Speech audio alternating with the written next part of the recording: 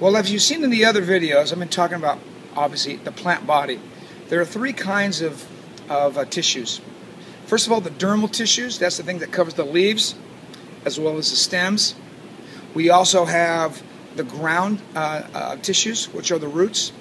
And then we have all the vascular tissues that are in the leaves and the stems and also in the roots. So they're the three different kinds. Today's lesson is on plant tissues. It's sometimes a kind of a confusing topic, but I hope that today what I'll be able to do is sort out the four different types of plant tissues that we have here on display. The first one is called the meristem. There are basically two types of meristem. There is the apical meristem, which you're going to typically find at the very tips. Right here is apical meristem, and then on the next slide you'll see near the very bottom where the roots of the plant will be the other thing. They will grow up or down, and they're a very specialized group of tissues or cells that divide very, very rapidly. The second type is what we call lateral meristem. Lateral meristem is responsible for the outward growth, going out this way. You'll also find some lateral meristem, which is kind of like apical meristem just because it's on the side, but it's still considered apical meristem.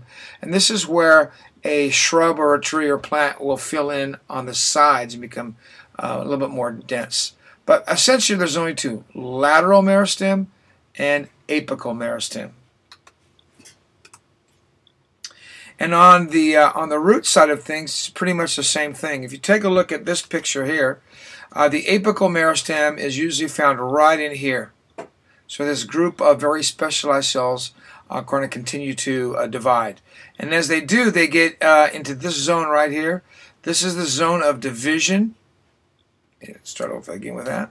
This is the zone of division.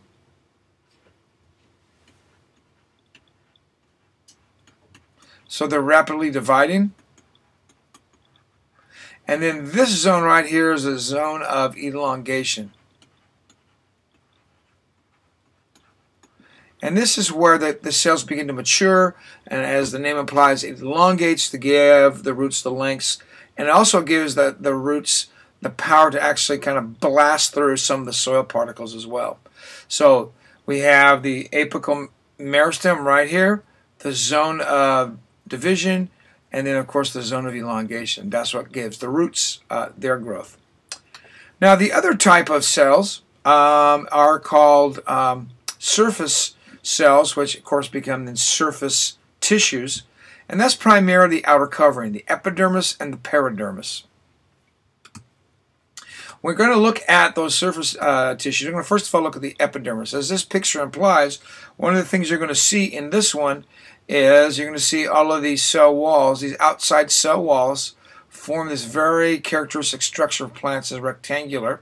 It's made out of course, cellulose and lignin being the cell wall. So the cell wall is the thing that provides the protection against things from going in and keeping everything else inside the cell. So the surface cells will be doing that. In addition to that, you're going to see epidural or epidermis type cells, surface tissues on things like the flowers, the outside of fruit, the cutin, the stems. All of that is part of the surface tensions in the epidermis. Now the peridermis is something a little bit different in that if you take a look at this, it's going to be involved primarily in secondary tissue growth. Now the primary growth has to do with the epidermis, and the peridermis or the periderm is basically dead cells layering on top of each other to form, well, kind of like bark. Well, that's what it is, bark. But you'll notice that these dead cells are also forming cork cells. And oops, let's get that done. And they're the cork cells, and they're going to be on the outer portion of the plant. And of course in trees you're going to see this bark take form. So this part right here, that's going to be the epidermis, and the thing that forms outside of that is the periderm, made out of cork cells, or basically it's dead cells. Now we're going to get into the ground cells or ground tissues now. And there are 3 different types of ground tissues: the parenchyma, the Kalinkuma, and the sclerenchyma. Those are kind of funny words, but they do definitely have different characteristics, and you'll find them all over the plant.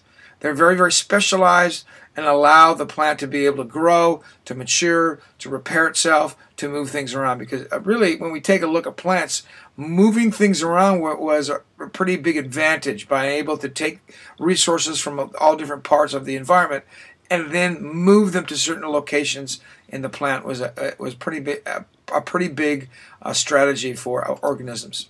So let's take a look at all 3 and compare them. The parenchyma is essentially the bulk of the cells that you'll find in a plant. They're pretty much used for the regular daily maintenance and repair, and it's things like the chloroplasts, and of course the mesophyll, the a palisade layer. All of those, they're relatively thin-walled. They do have some lignin and cellulose in them, but they're relatively thin-walled and pretty uniform. So the parenchyma cells are the ones that do most of the kind of the heart and soul of a plant. That's called parenchyma. Now let's go to Kalinkuma. Kalinkuma are a little bit different because they're primarily used for growth. You're going to find these on stems primarily, but you also will find them in the roots as well. Parenchyma cells you'll find kind of all over the plant body, but Kalinkuma cells primarily in the growth of the stem. Like for instance, if you've ever snapped a celery stick, you'll notice those little long strands in there. Those are the Kalinkuma. That's supportive tissue made of a lot of lignin. And if you'll notice on some of these cells, they're not very uniform. On some sides will be very, very thick-walled. Other are going to be kind of thin-walled. But they're relatively flexible. Like, for instance, at the end of, let's say, a melon or pumpkin, that part of the stem that hooks up to the fruit is very, very flexible and has to be. But it's also, as it dries out, has to be also pretty firm as well. So it's relatively strong, flexible. What it does, it helps give the plant growth as it elongates, and it also gets rounder. It's got to be able to stretch, and that's what Kalinkuma cells do is allows for stretch. Now, the sclerenchyma cells, they're used primarily for different kinds of support.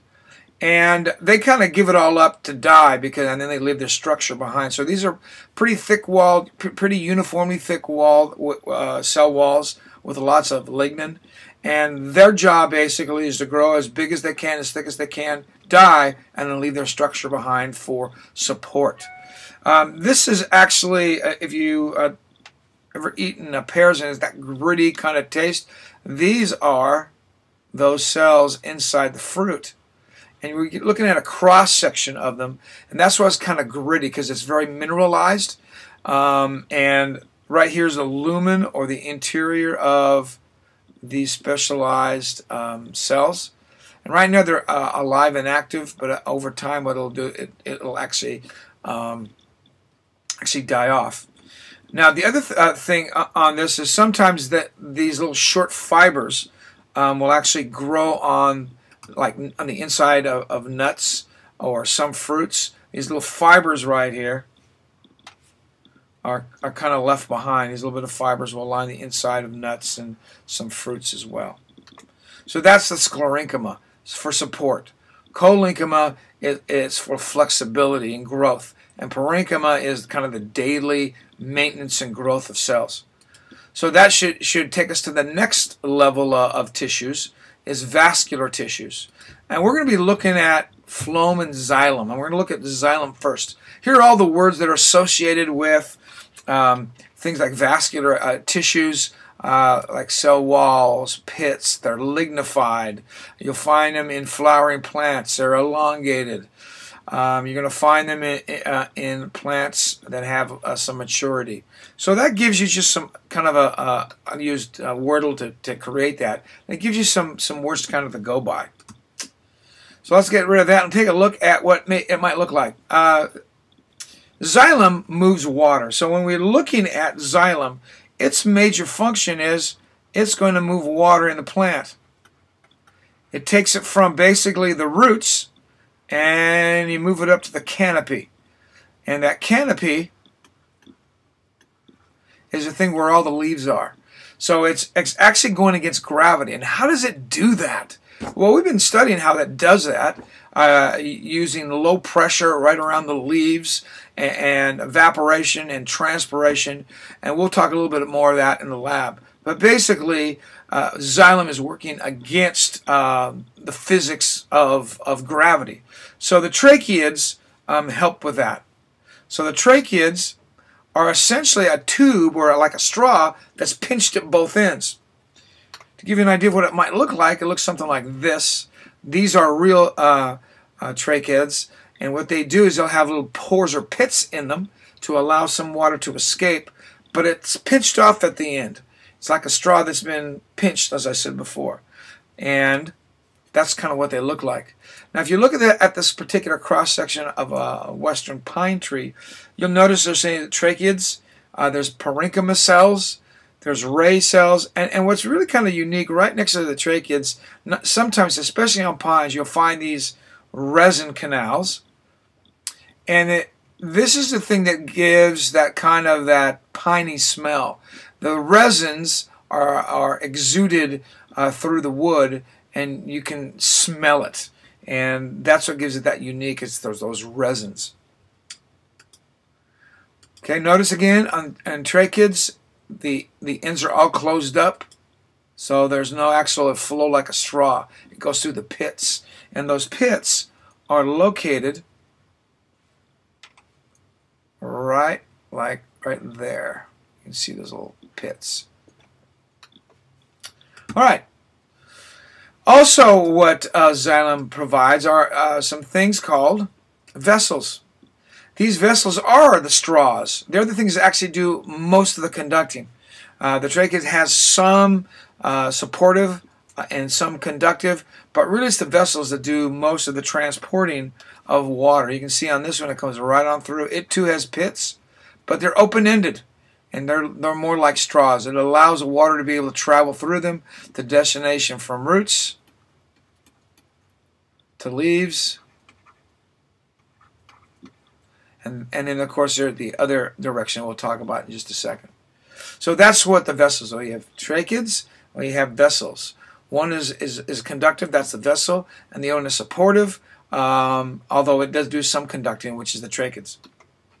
So that's the xylem. Now let's look at the phloem. The phloem uses this thing called sieve elements. The sieve elements are the thing that kind of slows things down. Remember, you take water to the very top, and then what has to happen is that water's got to come down somehow, and it comes down in the form of basically a sugar water, because as water goes up, then what happens in the leaves is sugar is added, or glucose is added, and when it gets mixed up, kind of like Karo syrup, it's a little bit slower. And that's the thing that helps prevent all of that water at the top from just racing down. But also the sieve elements also, because they have little perforated holes. And let me show you what I mean by that. Now, if we compare the xylem with the phloem, you'll see, like in the xylem, it's much larger holes because you're using large volumes of water.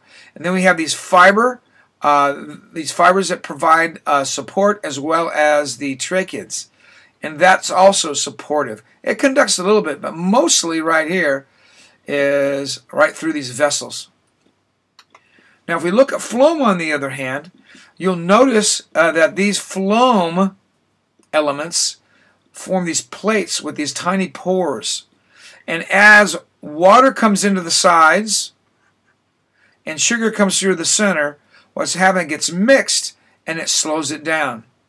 Now, they also have some supportive structures, a companion cell and fiber. That helps keep its shape, and it allows it to give more of a skeleton kind of support for all of these vascular tissues.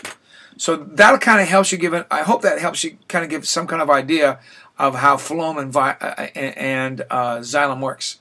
The major feature of the phloem is the sieve elements, and then the major the major players or the major construction for the xylem is the vessels and the tracheids. So those two particular tissues help make up those two things. And there's some sieve plates. You can see the little perforations in them right here. Help slow down the flow because it's got to go through those sieves first. And it's a large molecule, glucose and water. And because it's kind of syrupy, it's going to go through a little less fast. Now, to help you kind of review, here's another Wordle. It has lots of terrific words in it to help you kind of jog your memory. Things like parenchyma. You're going to see parenchyma in those kind of cells that do what? Right, kind of the daily things. To grow, to repair, to maintain. Whereas the sclerenchyma cells, you're going to find those primarily in those kinds of tissues that are more supportive in nature. So you'll see them in fruits. You'll see them inside of things such as some of the nuts because they provide support because they have lots of fiber in them. Sclerenchyma cells, on the other hand, if you look right here, are more for growing. They're a little bit more flexible. Their walls tend to be not so uniform. Some thick in one areas and light in another, so it can move and support. And of course, lignification or lignified. Of course, lignin is a major component in all of those. I hope that you have gotten a lot out of this. You're going to be writing a story primarily about how a plant will take its water and nutrients and convert it basically into food, and how does it get from the canopy to the rest of the body of the plant. So this should be of some value to you as you begin writing your stories. We'll see you in the lab soon. Thanks.